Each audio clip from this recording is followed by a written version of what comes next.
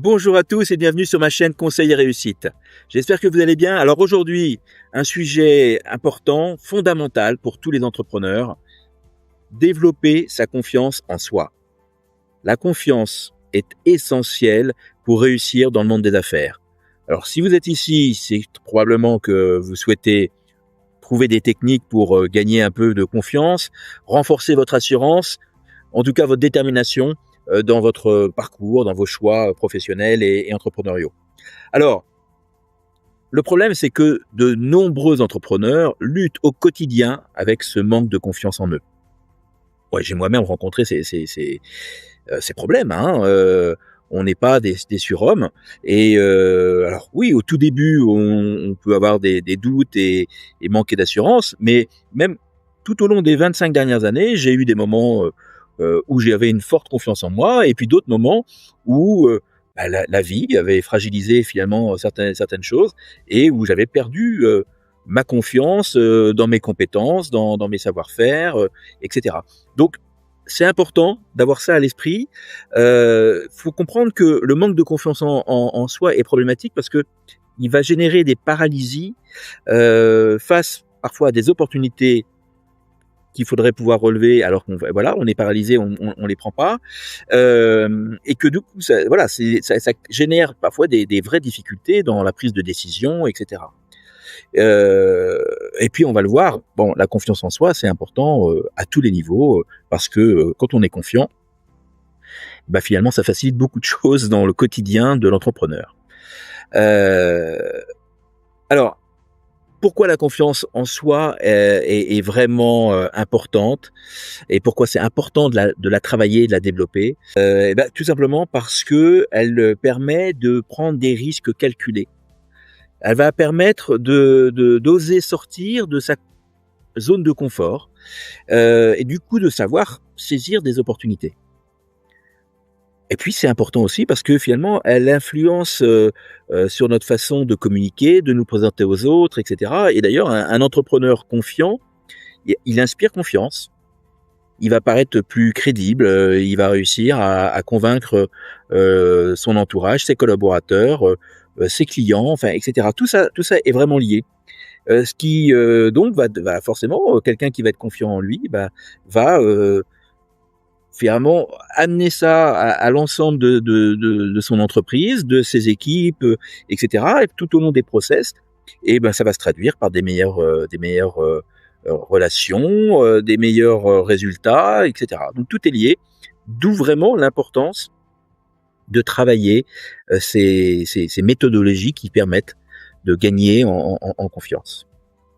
Alors, donc aujourd'hui, je vais partager avec vous quelques conseils pratiques pour développer votre confiance en vous. Et à la fin de cette vidéo, vous aurez des outils concrets pour renforcer votre assurance en tant qu'entrepreneur. Alors si vous êtes prêts, écoutez, c'est parti, on y va. Premier conseil, savoir identifier vos forces. Prenez le temps de réfléchir à ce que vous faites de bien. Quelles sont mes compétences, quels sont mes talents, quelles sont mes réussites passées. J'écris tout ça, hein, vous commencez à me connaître, je donne une grande importance au fait de noter, d'écrire, de planifier les choses. Donc prenez le temps d'écrire, vous écrivez vos forces, et le fait de l'écrire, ça va vous rappeler ce que vous avez réellement à apporter aux autres. C'est un peu la méthode Coué, hein. Je vais m'auto-convaincre d'un certain nombre de choses, mais le fait d'écrire et de pas se mentir, dire bah oui, en fait j'ai fait ça, oui j'ai telle compétence technique, j'ai telle compétence savoir-être, etc. Je note tout ça et je me nourris de ces compétences, de ces savoir-faire, de ces expériences, qui sont autant d'éléments que je vais pouvoir mettre en valeur d'ailleurs dans mon discours, hein. Un jour j'aborderai une vidéo sur le storytelling, mais le important d'être nourri par ça, hein, de vraiment identifier mes forces et de me les rappeler. Je m'auto-rappelle, je m'auto-convainc, je m'auto-nourris de mes forces. Donc je fais cette liste de mes compétences et de mes différentes réalisations, et je relis cette liste régulièrement pour me rappeler mes capacités et ça va me renforcer. Le deuxième conseil, il rejoint finalement ce premier. Ce deuxième conseil, c'est de pratiquer l'affirmation positive.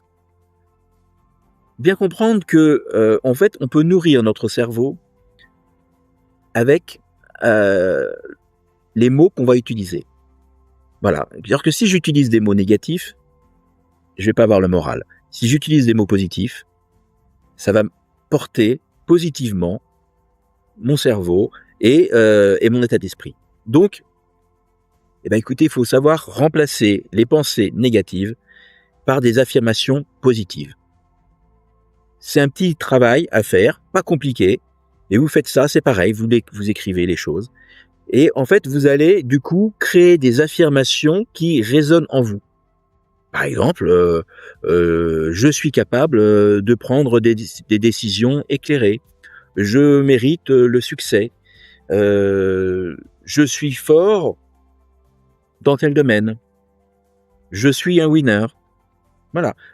Il faut que ça résonne en vous. Faut pas se mentir à soi-même. Mais par contre, je me note ces phrases et je les intègre là encore dans mon quotidien. C'est-à-dire que je vais me les répéter, je vais les relire quotidiennement, mais en tout cas régulièrement, pour que ça nourrisse mon cerveau. Voilà. Et à force d'être dans de l'affirmation, dans des éléments positifs, qui vont être nourris par ce qu'on a vu juste avant, à savoir mes compétences, mes réalisations, mes réussites, tout ça va faire un ensemble qui va me porter positivement. Donc ça, c'est vraiment important parce que ça coûte rien. C'est à la portée de chacun et ça fonctionne. Donc faites-le, testez-le et vous verrez. On aura l'occasion d'en rediscuter, mais vous verrez que ça marche. Troisième conseil, c'est de sortir de sa zone de confort. C'est parce que vous allez le découvrir, c'est en prenant des risques et en vous affrontant à vos propres peurs finalement, que vous allez réussir à construire petit à petit votre confiance en vous. Chaque petite victoire va vous permettre de vous rapprocher de votre objectif en termes de confiance. Ça paraît idiot, mais en fait, c'est tout à fait logique. C'est-à-dire que je me suis fixé un petit objectif, par exemple, je suis timide, je vais me forcer à parler en public. Et rien que le fait de me faire violence, donc de sortir de ma zone de confort, et de réussir à parler en public, ça va m'apporter une telle satisfaction que derrière, ça va créer du positif. Et je vais pouvoir faire l'analyse de la chose et me dire, en fait, j'ai réussi à le faire. Donc avoir peur, c'est normal. Avoir peur de l'échec, avoir peur du ridicule, c'est normal. Mais quand on a réussi à passer ça, on se rend compte que non seulement on n'a pas été ridicule, et que c'est surtout pas un échec. Ça ne fait qu'apporter du positif et de la confiance en soi. Donc, mettez-vous des petits objectifs comme ça, accessibles. Donc là, je donnais l'exemple de parler en public, mais ça peut être même sur les réseaux. D'oser écrire un petit message d'échange, de poser, de créer du lien avec quelqu'un qui est sur LinkedIn ou pourquoi pas sur Facebook, etc. Savoir prendre la parole lors d'une réunion publique, même si ça n'a rien à voir avec votre boulot.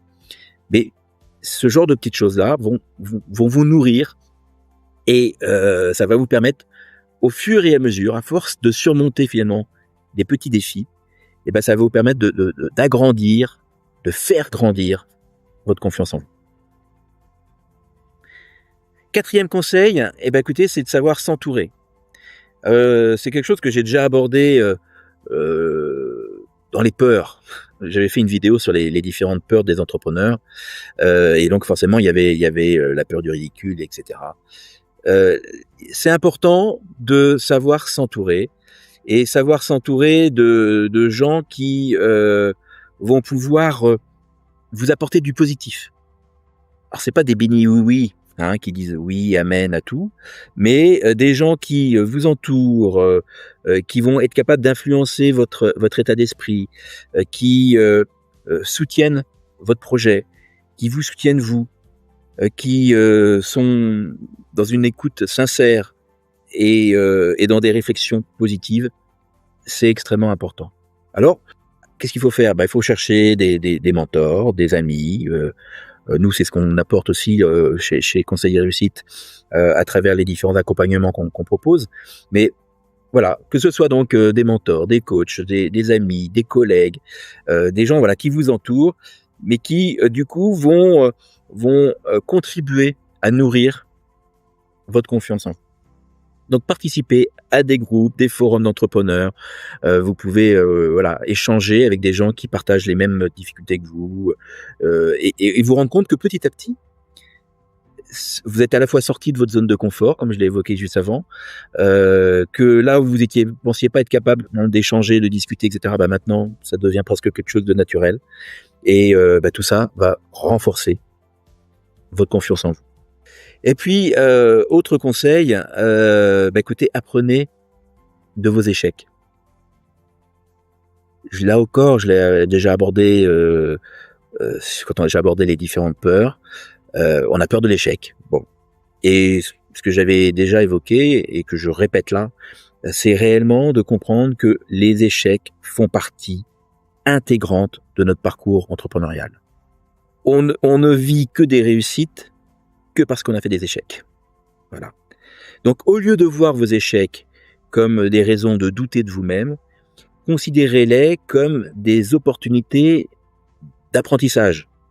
À savoir, après chaque échec, vous prenez le temps de réfléchir aux leçons qu'il faut en tirer. Qu'est-ce que j'aurais pu faire différemment? Comment je peux utiliser cette expérience pour, modifier, améliorer les choses à l'avenir? Et comprendre que tous ces questionnements, toutes ces réflexions vont vous aider petit à petit à renforcer votre résilience et du coup à renforcer votre confiance.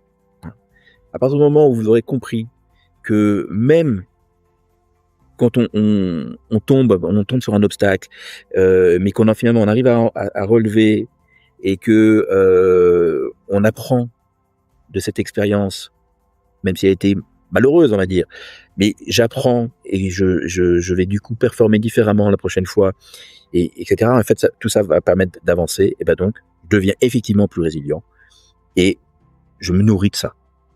Et je serai capable, même vis-à-vis d'un collaborateur ou d'un futur client, etc., d'utiliser même mon échec comme étant un argument comme quoi, écoutez, voilà, je suis sincère avec vous, j'ai fait ci, j'ai fait ça, ça marche pas à tous les coups. Et le fait d'être tombé sur un échec nous a permis de réajuster le tir, etc. Et maintenant, on fonctionne comme ça.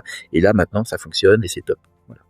Voilà ce que je pouvais vous dire à peu près aujourd'hui sur ces petits exercices simples pour gagner en confiance en vous. Je ne peux que vous inviter à les essayer.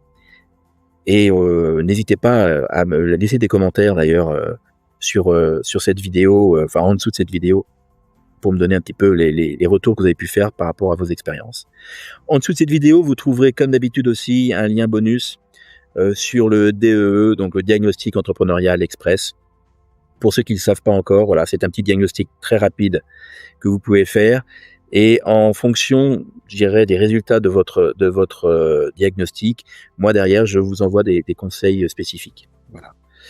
Je vous remercie. N'hésitez pas donc à liker, partager, vous abonner à cette chaîne si vous souhaitez recevoir des conseils réguliers. Je vous remercie. Je vous dis à très bientôt. Au revoir.